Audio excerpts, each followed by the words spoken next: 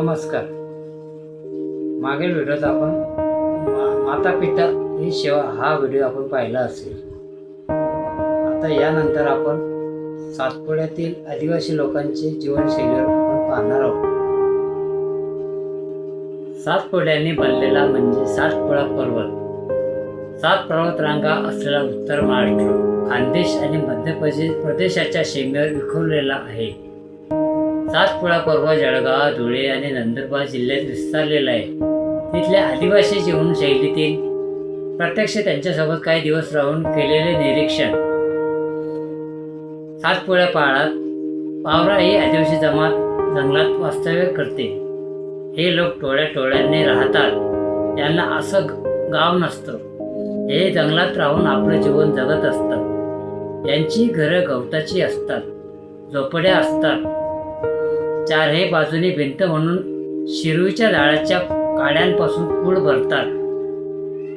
त्याला शेणाने लिपतात. रात्रीच्या वेळी वस्तीच्या चारही बाजूंनी मोठमोठे लाकडे पेटवलेले असतात. त्यामुळे कुठेही जंगलात श्वापर आसपास फिरकत नाही.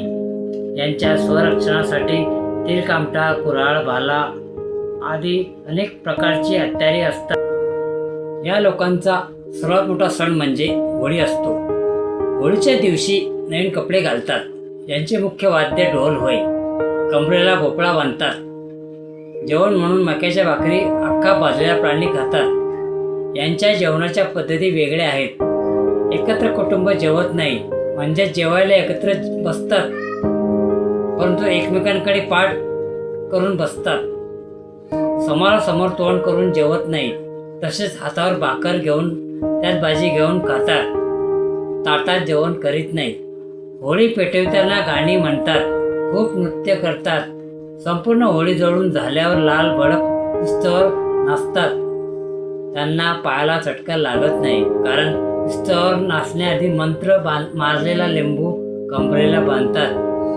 त्यामुळे म्हणे चटका लागत नाही. होळीच्या जळलेल्या विस्तवाचा खडा चोरून नेतात. त्याला वर्षभर जळता ठेवतात. विस्तवाचा खडा विझण्याआधी लगेच दुसरा कोळशाचा खडा ठेवतात. पुढच्या वर्षाच्या होळीपर्यंत तो खडा तेवत ठेवतात.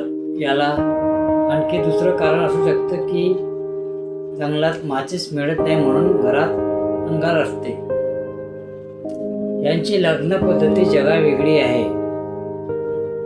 यांचा भोंगऱ्या बाजार भरतो. प्रत्येक टोळ्यामध्ये इच्छुक वधूवर येतात. मुलं मुली खूप नाचतात. ज्याला जी वधूवर पसंत असेल ते दोघांनी पळून जायचं. नंतर पळून गेलेले वधूवरांच्या घरच्या लोकांना खबर करतात. दोघांच्या घरची मंडळी जमते. या दोघांना सांधणारा एक कोतवाल असतो. या दोघांचे लग्न ठरवितो.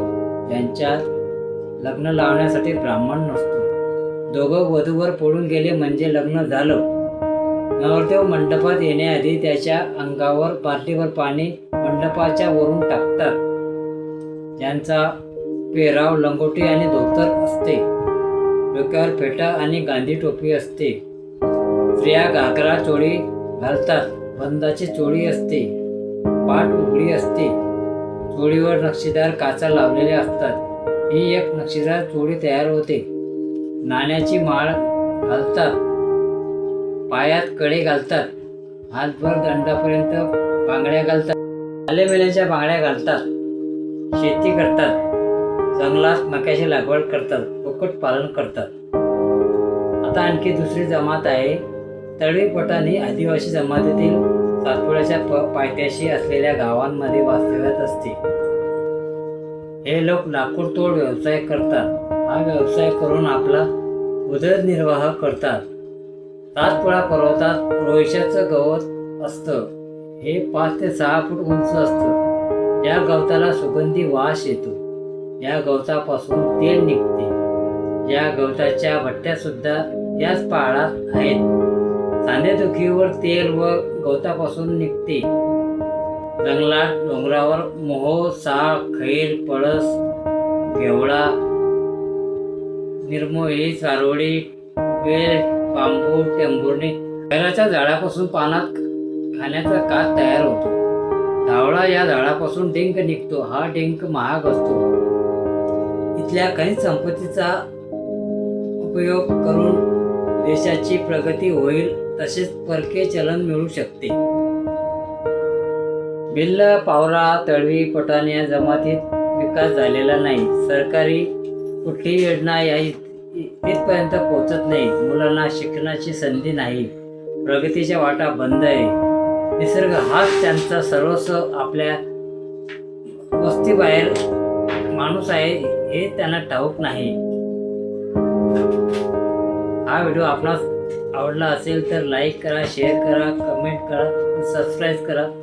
धन्यवाद.